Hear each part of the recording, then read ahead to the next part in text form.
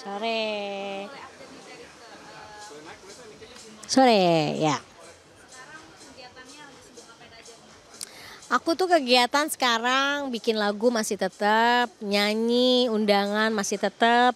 Tapi sekarang yang lagi aku banggakan adalah sekarang aku punya band perempuan namanya Nada Dara. Dan Nada Dara ini sekarang jadi backup aku untuk banyak di performnya Teh Rika. Karena aku kemarin mikir ya, semua udah saya jalanin, festival musik, bikin lagu, ngeproduce penyanyi, ngajar, nata vokal, apa yang belum aku kerjakan. Nah, aku punya mimpi, punya backup line, band-band perempuan, perempuan-perempuan musisi Indonesia yang hebat-hebat. Aku satukan untuk bersama-sama kita berjuang lewat karya gitu.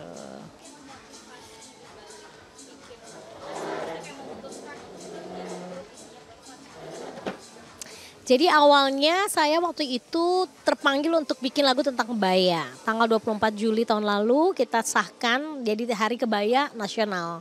Saya merasa bahwa tapi ini Hari Kebaya ini, terima kasih sayang. Hari Kebaya ini tidak ada lagunya. Terus akhirnya aku bilang ke manajemen saya, teman kantor aku, Mas Angga, aku pengen bikinin lagu untuk Ibu-Ibu Kewani waktu itu yang minta. Tapi kok kayaknya kalau yang ngiringin laki-laki lagu kebaya Indonesia kayaknya kurang gimana. Nah kebetulan pemain drummer saya itu Alsa, dia juga publisher aku perempuan. Nah, dari dulu kita punya mimpi berdua punya band perempuan. Akhirnya aku ngobrol sama Wanda Omar, ada Aljen Piasa, kemudian ada Citra yang selama ini jadi backing aku. Terus ada Yohan, kemudian ada Nisi, anak Jogja, ada Koko dulu punya Indonesia punya band perempuan namanya She. Nah itu pemain gitar aku. Jadi termotivasi dengan si lagu Kebaya itu dan begitu kita recording, live kan recordingnya, aku ngedengerin mereka main. Wah ini bukan perempuan biasa, ini perempuan yang harus aku angkat di media bahwa Indonesia punya musisi perempuan hebat-hebat. Nah tetapi Nada Dara ini tidak terikat, jadi kadang-kadang basisnya diganti Sheila, ada Frisela juga, drummernya ada Caca, jadi karena mereka juga sering main dengan yang lain jadi bergantian lah. Tetapi istilahnya Nada Dara ini adalah harus perempuan, penggantinya harus perempuan. Nah itu yang membuat aku semakin semangat untuk tidak berhenti di industri musik dan berjuang dalam apapun di musik. Karena saya merasa wah dulu ada Cut Nyadin, ada Kartini, ada Dewi Sartika. Sebetulnya perjuangan perempuan jangan berhenti di situ, harus dilanjutkan dengan apa yang dibutuhkan sekarang. Nah, yang saya inginkan, saya alhamdulillah ada beberapa lagu yang sama Tuhan dikasih kesempatan untuk jadi hits. Saya pengen nyanyikan dengan mereka dengan tajuk aku sebagai komposer. Karena nggak semua orang tahu bahwa komposer tuh punya kisah di balik lagu aku. Misalnya itu lagu dahulu yang orang tahu itu lagu The Groove. Saya tulis SMA, Hayalan juga tulis SMA. Lagu Izinkan Aku Menyayangi Iwan Fals itu kisah tentang papa saya yang meninggal dan saya lagi di perjalanan itu lagu sebenarnya sedih banget. Untuk Cobalah Untuk Setia waktu itu saya bikin untuk Krisdayanti. Jadi banyak yang tidak tahu bahwa Rika ini banyak menulis lagu untuk penyanyi-penyanyi lain termasuk Shanti. Hari ini saya nge-launching dahulu dibawain lagi oleh Shanti. Jadi saya kayaknya kepengen bicara bersama Nada Dara tentang nasib dan kisah penulis lagu.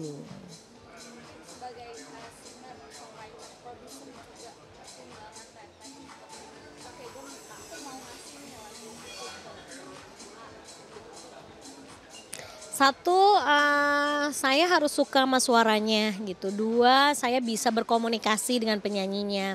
Tiga, penyanyinya juga mau ditulisin lagu oleh saya. Empat, dia percaya bahwa lagu itu akan tercipta karena natural.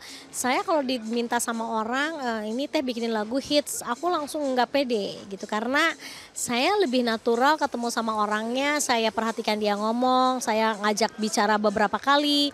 Saya akan menemukan misalnya saya udah bawa nih lagu yang kayaknya cocok kan biasanya orang ngasih dulu demo suaranya.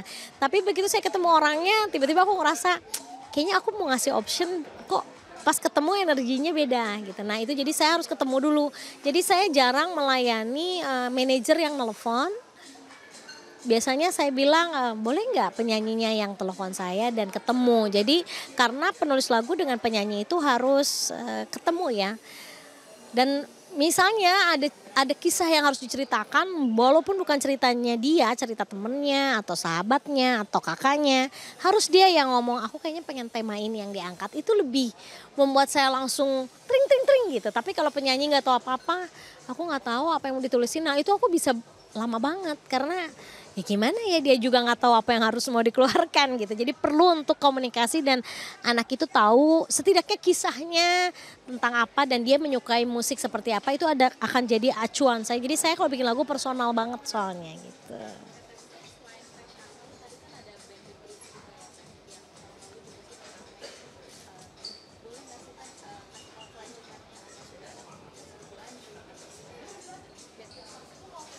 Dengan band lama saya The Groove sudah 2 tahun tidak ada komunikasi dan tetapi kalau pribadi-pribadi masih ya misalnya japri masing-masing apa kabar ulang tahun atau menanyakan mamanya ada yang sakit kita ini.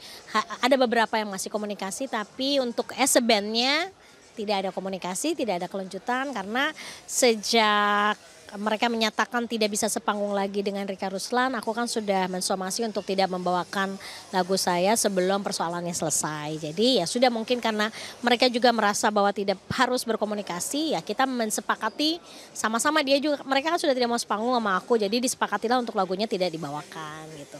Sampai hari ini belum ada komunikasi dan saya lagi fokus terhadap Nada Dara, mudah-mudahan Nada Dara bisa menjadi saluran karya saya karena menulis lagu itu tidak bisa stop. Dari 2 tahun ini yang mungkin ada belasan lagu yang ada di handphone saya udah setengah jadi demo yang saya coba untuk rilis dari mulai bulan depan ya pelan-pelan lah gitu.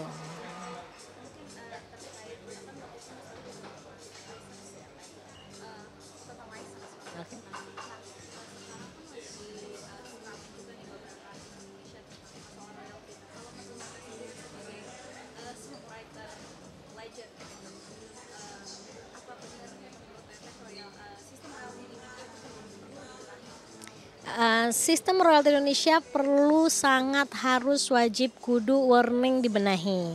Karena misalnya untuk performing live yang lagi diangkat sama kita itu adalah live yang bentuknya konser atau event. Event dan konser itu kan memang tidak mungkin ada satu acara tanpa sponsor.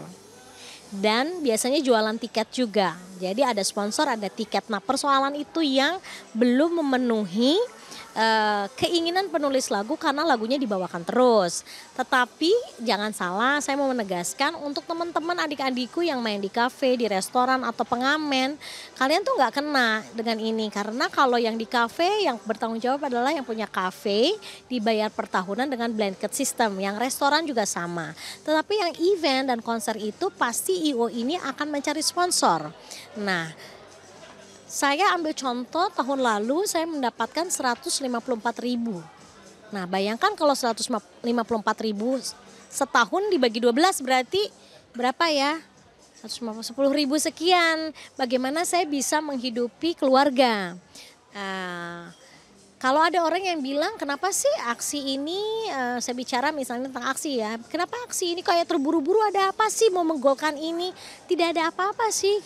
Lebih ke karena kebutuhan penulis lagu ini kan setiap hari. Dia harus ke pasar istrinya, anaknya harus sekolah, harus ngasih pulsa buat anaknya dan harus segala macam gitu ya. Jadi tidak ada agenda apa-apa tapi ingin memperbaiki sistem tata royalti di Indonesia untuk event dan untuk konser yang belum sepadan. Kayak Mas Piu misalnya kemarin dapatnya 130.000 kan kayak nggak mungkin Padi main terus tapi dapatnya segitu. Nah itu yang lagi kita benahi. Tapi sebetulnya yang dikonsenkan juga kita pas lihat ternyata selama saya meneliti laporan saya, sekian penyanyi anggaplah ya band saya bawain lagu aku tapi ternyata izinnya nggak ada. Nah karena izinnya nggak ada jadi lagu itu royaltinya nggak kehitung. Jadi sebetulnya izin dengan royalti itu adalah 2 hal yang berbeda. Penyanyi wajib izin. Misalnya kalau aksi sekarang kan izin dengan song list. Kemudian dihitung, kalau aksi kan punya hitungan 10% dari invoice-nya artis. Misalnya artis sekarang dibayarnya, kan kita tuh mau mempersoalkan yang 10 juta ke atas. Ini juga aku kasih info ya. 10 juta ke atas baru kita hitung lisensinya. Kalau 10 juta ke bawah belum, karena saya juga kan penyanyi. Istilahnya dari 0 sampai 10 juta tuh penyanyi lagi berusaha lah. Biasanya yang 10 juta ke atas tuh dia udah punya manajemen, udah bisa bayar makeup artis, udah bisa punya kru, punya mic sendiri, biasanya kayak gitu. Nah 10 juta ke atas itu dikenain untuk lisensi izinnya itu. 10% dari 10 juta kan 1 juta. Nah penyanyi itu bawain 10 lagu, berarti 1 juta dibagi 10 lagu adalah 100.000. Jadi royaltinya adalah 100.000. License-nya adalah izin, jadi minta izin, penyanyi itu wajib minta izin dengan menulis song list-nya. Kemudian manajemen menghitung 10%-nya, jadi kalau kontraknya 10 juta, dia tulis invoice-nya 11 juta. 1 jutanya untuk license yang 10 lagu itu. Siapa yang bayar Mbak Rika? Yang bayar adalah sponsor. Jadi bukan penyanyi yang bayar.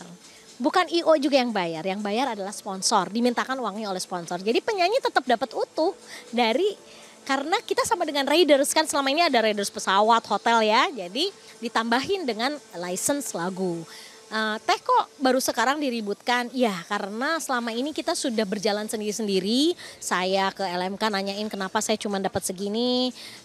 Jawabannya ya IO-nya nggak bayar, ya penyanyinya nggak minta izin. Terus dibumping terus, akhirnya kita bersama-sama untuk bilang ke negara ini kita ingin pakai sistem yang digital.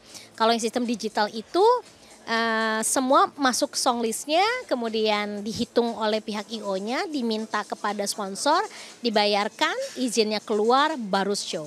Jadi menghindari kemungkinan kalau izinnya setelah acara penyelenggaranya pergi, atau sebetulnya penyelenggara pergi kan semua udah terbayar, band terbayar, semua terbayar kan. Yang nggak terbayar adalah penulis lagu. Nah kita tidak mau lagi ada kejadian seperti itu, dan itu yang sudah dialami oleh pendulu-pendulu. Nah kenapa kita bergabung sekarang? Ya mudah-mudahan dengan kita sekarang punya niatan baik, industri Indonesia makin bagus, penulis lagu Indonesia tambah tumbuh, dan kemudian kesejahteraan penulis lagu akan tambah bagus, terutama untuk yang sepuh-sepuh dan yang sudah meninggal, kita tetap bisa mengkolek licensingnya gitu.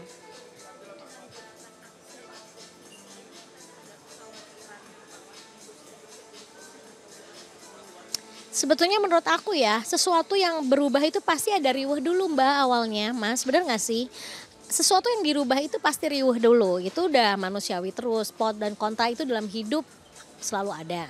Tetapi kalau kita positif melihat bahwa kan ada kemarin pertanyaan invoice masa dikasih lihat. Tapi menurut saya LMK juga kalau ngitung produksi kan invoice-nya harus terturut serta. Misalnya Terika bikin acara nih di cafe ini. Produksinya berapa? Bayar DJ, bayar penyanyinya, bayar segala macam kan dihitung. Nah 2% dari produksi dibayarkan ke LMK. Gak mungkin dong invoice-nya IO-nya nggak tahu, kan IO-nya yang bikin. Jadi buat kami kayaknya kan aku juga penyanyi ya, dan manajemen saya juga ikut menelaah.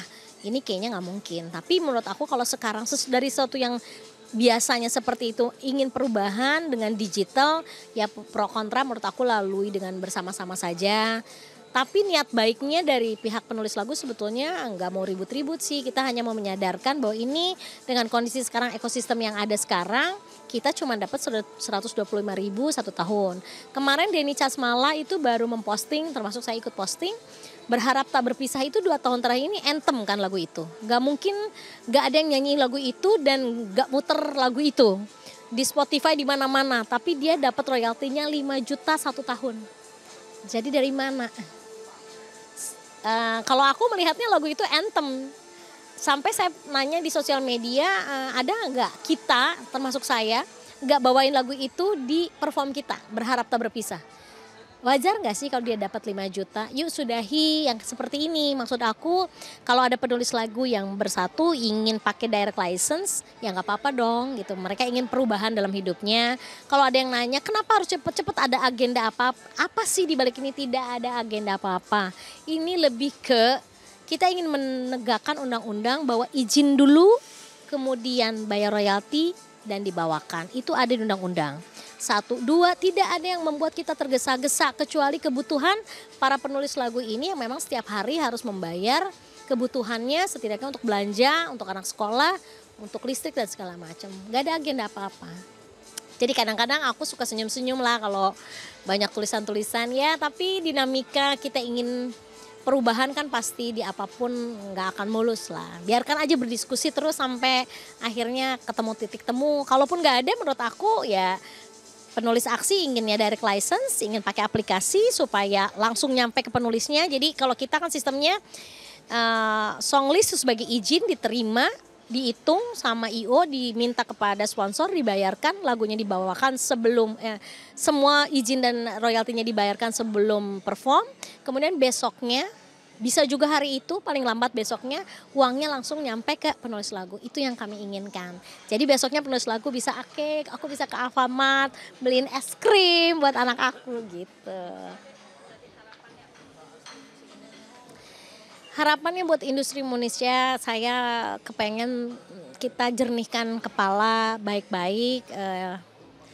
Saya di tengah-tengah sebetulnya, saya ini penyanyi dan saya penulis lagu. Dan kalaupun saya ada persoalan pribadi dengan band saya, itu persoalan saya pribadi. Tidak ada hubungannya dengan apapun dan memang ada sesuatu yang harus diselesaikan. Jangan kita akhirnya jadi blunder ya, soal royalti ini beda lagi. Ini adalah kebutuhan semua penulis lagu untuk mendapatkan kepastian secara ekonominya, hak ekonominya. Jadi kalau Mbak Rikanya lagi memperjuangkan hak moral, kalau aksi lagi memperjuangkan hak ekonominya. Nah ini kita sikapi dengan bijaksana dan mungkin digital, apa-apa kan sekarang udah digital ya, handphone, apapun udah digital sekarang. Jadi gimana kita pakailah digital ini untuk jadi solusi agar kita mendapatkan haknya sesuai. Gitu. Ya, sama-sama.